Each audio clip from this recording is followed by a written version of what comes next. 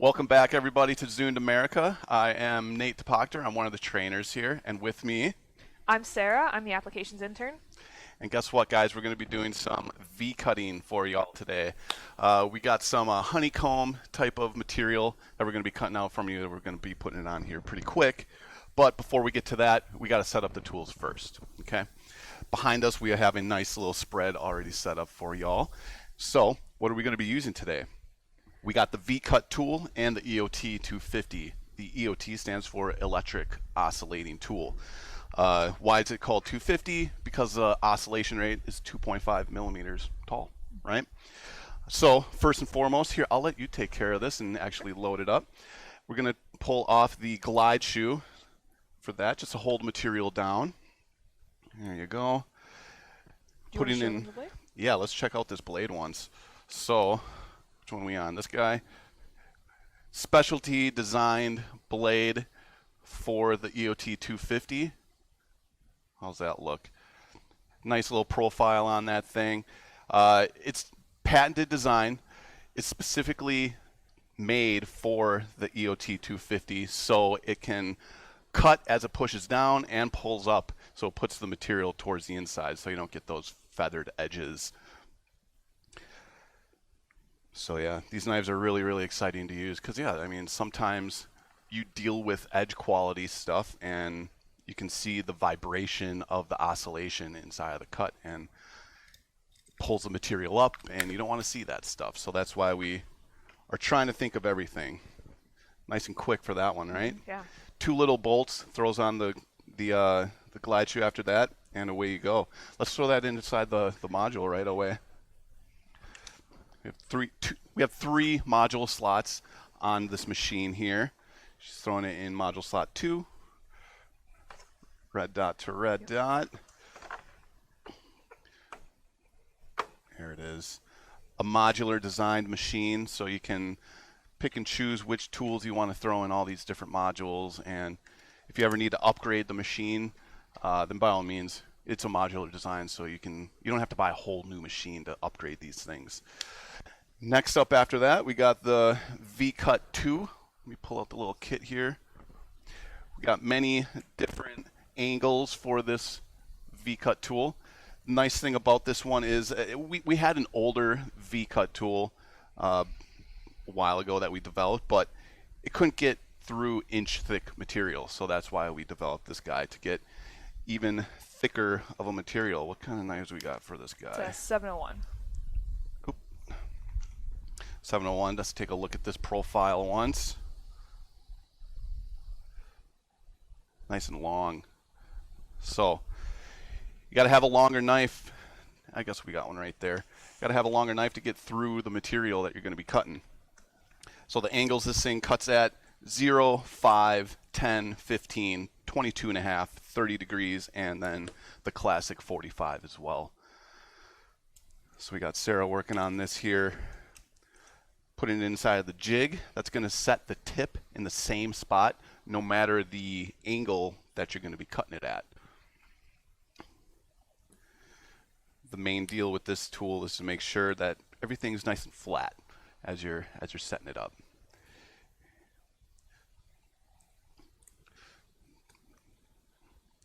Doing great, Sarah. Looking good.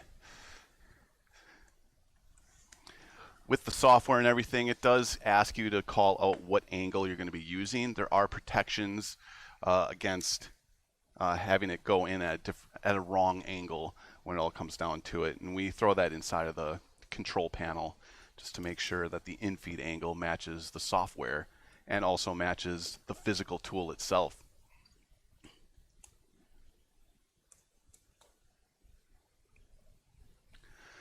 Putting it on the angle finder there. All right. There we go. I'll get this stuff out of your way. We're going to need this 4 yet. Red dot to red dot. She's throwing it in module slot 3.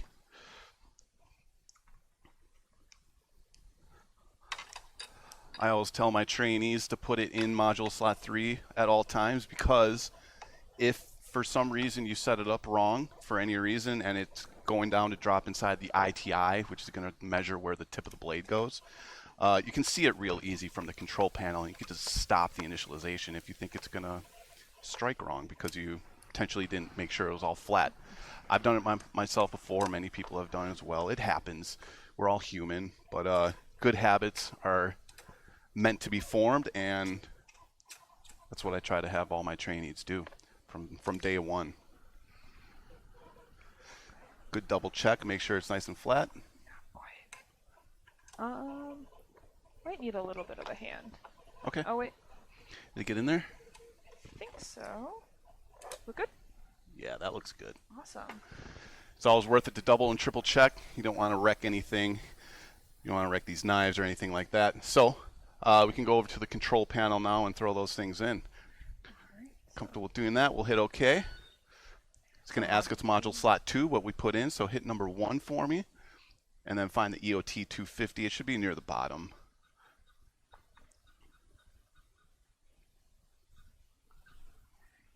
There you go, you initialize it right away. Number 2, start it up. Starts up right away, let you know that it's actually getting power. If for any reason you want it to stop this initialization, you could just hit the D-pad. We're not going to because it's all good, but there's protections to help you not wreck stuff, honestly, with this machine. They try to think a little bit of everything. Next, it'll jump over to the V-cut tool. Inside that control panel, that's where you put in the in-feed angle. It's right in the same screen as when you initialize it.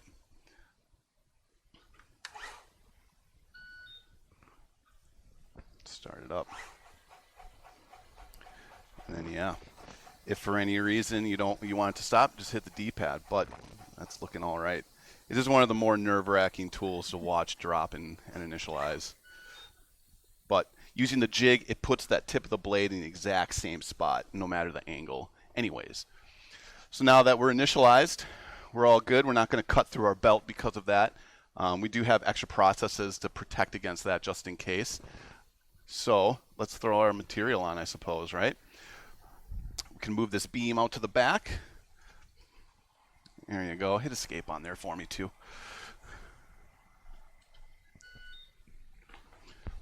There we go.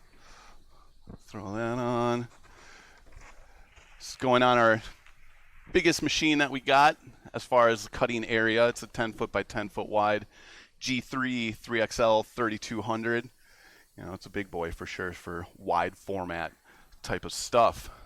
What kind of material is this? We got some Zanita board, I think. Yep, this is triple walled honeycomb. It's used a lot in packaging, aerospace. It's mainly made for things that can be, you know, cut thick, really sturdy. Cut and bent. Yeah, what else do we got? Industries, packaging, aerospace, display work, architecture. You know, I've installed machines at architecture colleges, basically, and you know they cut their projects out with it. So now that we're initialized, might as well go online. Boom, there we go. And then we're going to jump over to the software side of things now.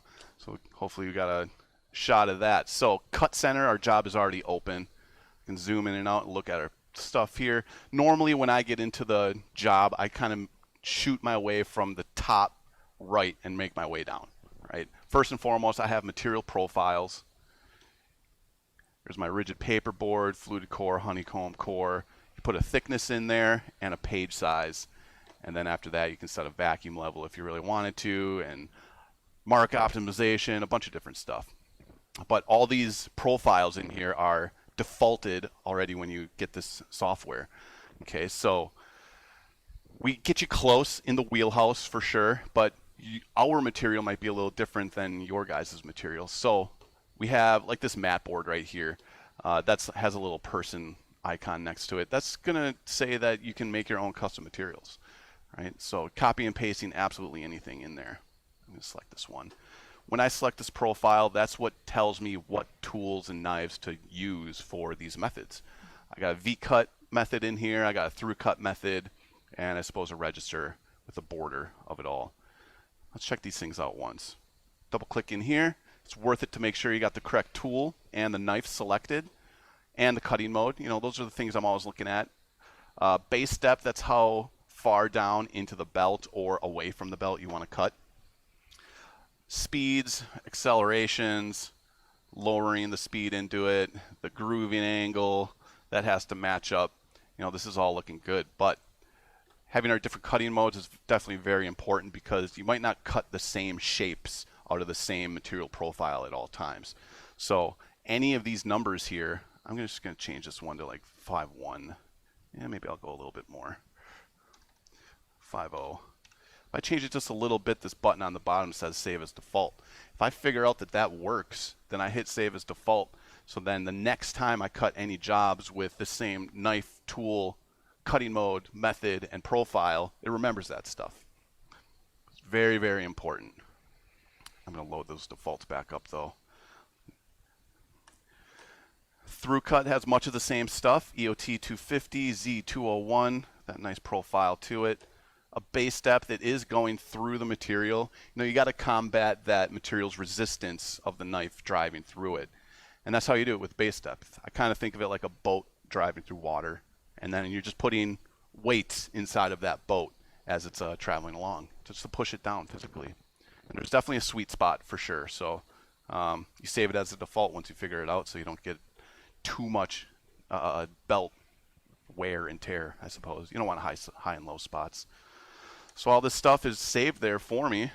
I suppose I could do a test cut. Why not? Can we throw that piece up on there? Might as well not waste our nice little piece here. We have some other stuff. We could throw it over on the side. That's totally fine.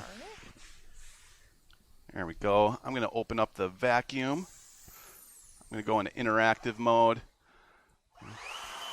Click it over to a spot. Let's bring it a little closer. And then I just right click. Let's do a through cut 4x1.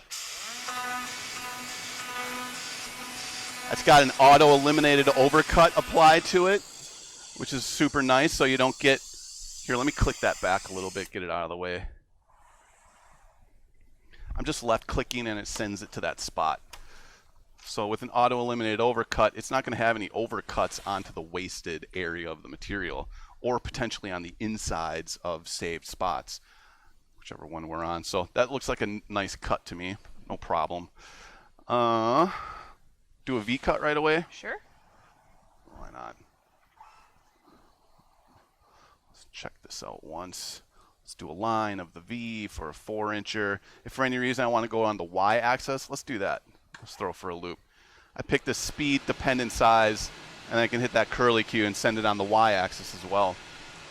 So you might not have space on the X potentially. So it's nice to be able to have this. Come up here. Nice little pyramid. So we have full control of the speed it drops into the material as it slides through the material. The acceleration of getting up to that top speed. You know, it can boggle your mind exactly how much control you have over the software. So that's looking pretty good. All right. My vacuum width is going to automatically narrow, so I don't really have to worry about that. Job processing, this is how I get the material on and off of the machine. There's a nice little protection here. I can pull on this init tools. You know, it's always good to make sure you're protecting of not cutting through your belt. So we have the software and the technology for you to make sure that doesn't happen, right? I'm not going to do that because I know I'm already initialized. One copy, I'm all good. Let's start this job up and see how she goes. Since this is a border recognition, I got to read the border a little bit. Let's find that spot. I see a green line. It's looking good. If for some reason I don't see it, I can right-click and adjust brightness, contrast. I can put a flashlight on there. And then I can save presets as well. So in case you're cutting material that's the same color as the background, you can make a profile and a preset for that, which is real nice. Yeah, they've thought about a little bit of everything. As you can see, this material isn't thrown on there perfectly straight, so that's no big deal. As long as it finds that edge. basically all it's really doing is figuring out where the 0, 0 of this page is. And then away we go. Let's get closer here. V-cuts, all you have to do for the design is just make a single line, and it's going to cut both sides. Now, it's not going to nip off the edges, so you got to make sure that you have a through cut or a bevel or something else to cut that apart.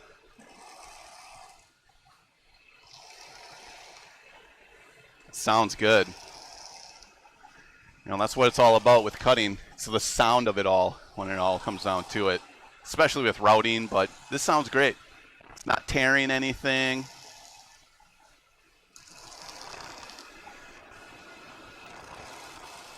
So, yeah.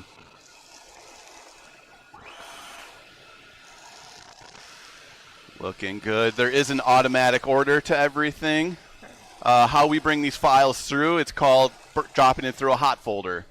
You know, you make these files, whether it's in a CAD software or Adobe Illustrator, stuff like that. And you got to make it a ZCC file somehow. Now, we can manually do that ourselves with the cut editor. Right. But we have hot folders that do stuff automatically. So drop the file into it. It applies a certain set of rules towards it. It separates what's a through cut, what's a V cut, what's a blah, blah, blah. And, yeah, then it orders things out, scales things up and down, or do all these little things for it just to dial in this job. So the operator really only has to worry about, you know, hitting start job, I suppose. And not even that. They don't even have to do that. And we were able to nest these pieces a lot nicer so they would fit on that board. Yeah. Which is good. Heck yeah. Yeah, the editor has a nesting software associated with it, non-printed, which is perfect for this, honestly. Right.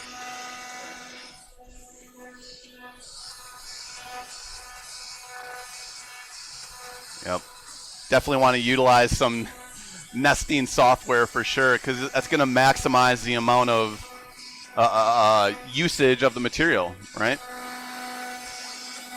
You know, that's what this piece that we test cut on there. It's just extra material for, you know, maybe one of these parts messed up for any reason. I can just bring and cut only that part. Yeah. And I have some material, and I don't have to waste a whole 5x10 because of that. So we're looking good. Things flying around. I don't see any cuts or like pull up on any of these EOT cuts here. You know, that's looking real good. What's our time at? We're at 18. It's looking good. It's looking real good. If for any reason I break a light barrier in the middle of this job, you know, it happens. You're going 40 inches a second and stuff's flying up and down and breaking light barriers. It happens for sure. I'm going to turn off this vac real quick. On my control panel here, this is where we can just clear that light barrier, move it away, do whatever the heck we got to do to clean off and clear this light barrier. And you just go right back online, and it starts up where it stopped. Absolutely massive to be able to do that. Yeah. It would really be a bummer to have to restart the job. It's like, where exactly do I restart it from? It remembers right where to go. Yep. But yeah, I got full control over exactly how fast this is cutting before the job and actually during it as well. Yeah. I can just change settings from my control panel just for these numbers that get sent through when we hit start job.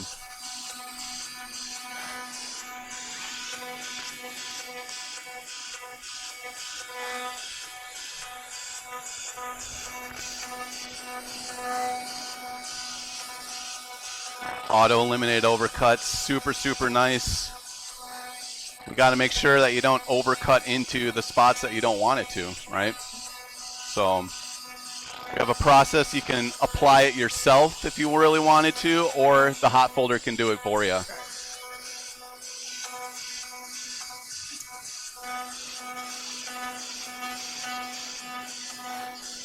Yeah, it's looking good.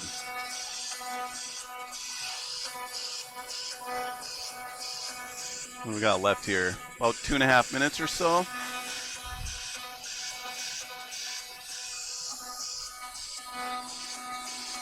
is what it's about. Just cutting and getting stuff cut up. That's what you want to do.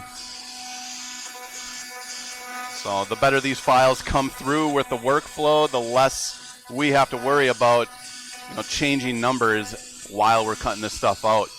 I don't want to have to do that. All right, look at how fast that thing flies around that. Radius corners. Yeah, that thing flies. Holy cow. These knives are decently new, relatively new for sure, so it's always exciting getting something new here at Zund America and trying it out. And I'm a fan of these Z201 2 and 3s.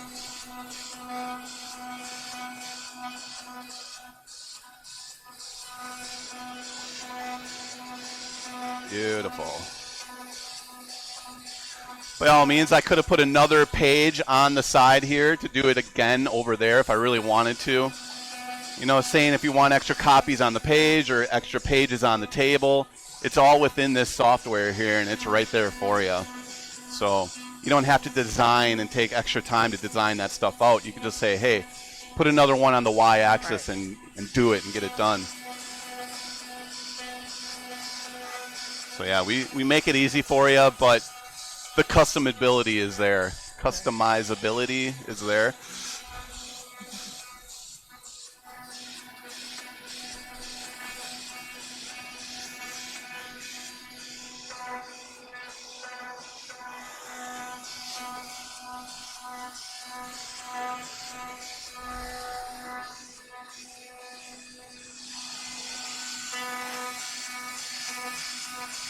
Yep, just figuring it out. Automatic ordering, just finding the best way to cut this thing out. It might look like it does it some weird ways sometimes, but it's doing it the right way for sure. It's doing it the quickest way. Yeah.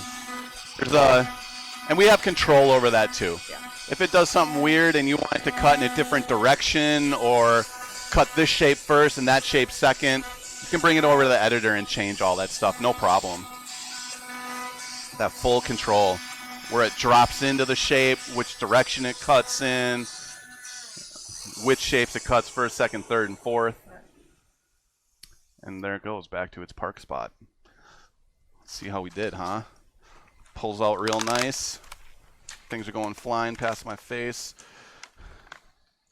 That's what you want. You don't want to have to tear anything just to get it out.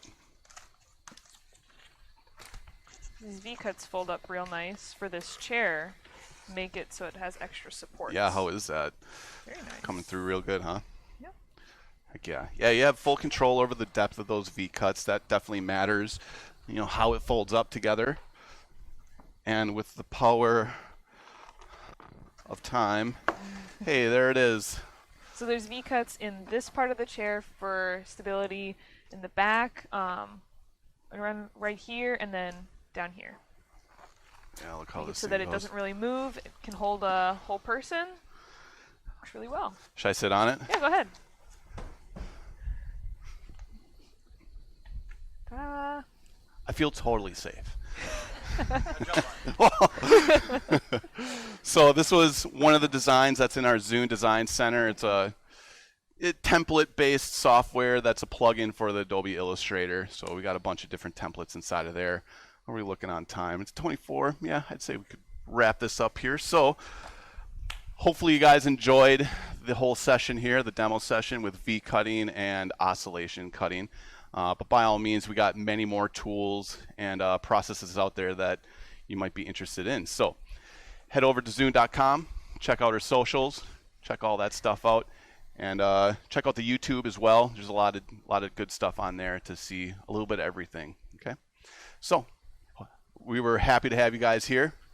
On behalf of myself, Sara, and Zund America, thanks for having us, and I hope you guys have a good day.